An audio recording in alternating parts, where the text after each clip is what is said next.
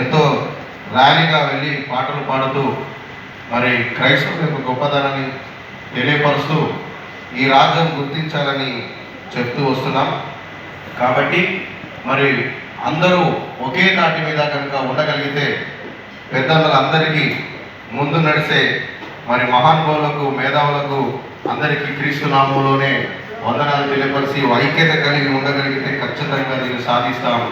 మరి రాజ్యం మెడలు వంచడానికి దేవుడు సిద్ధం, కానీ కింద మనుషులంతా ఒకటిగా ఉండగలిగితే మరి దేవుడు కార్యం చేస్తాడని విశ్వసిస్తూ దళిత క్రైస్తవం మరి అందరం మనలోనే ఈ స్లోగన్ మనం వినిపిస్తుంటే మన పక్కనే ఉండే మరొక సోదరుడు ఎందుకు దరిద్రుడిగా ఉండొద్దు కదా అని చెప్పేవాళ్ళు కూడా ఉన్నారు.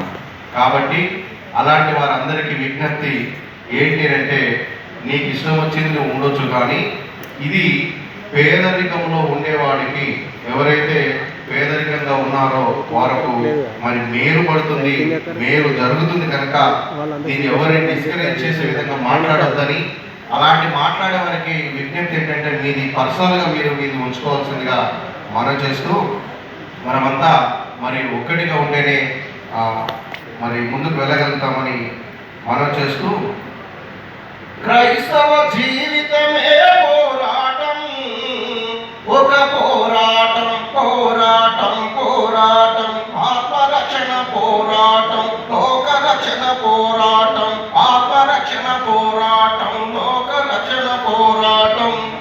సాతాను కోరుతూ అలచిపోకు క్రీస్తు శిలువ సైనికుడా, సాతాను కోరుతూ అలచిపోకు క్రీస్తు శిలువ సైనికుడా. క్రైస్తవ జీవితమే పోరాటం, మోసిన సర్కారు మా కళ్ళను వీకేసిన సర్కారు, పోరు చేస్తుంటాము సర్కారు, దళిత క్రైస్తవుల హక్కులు వచ్చే వరకు సర్కారు.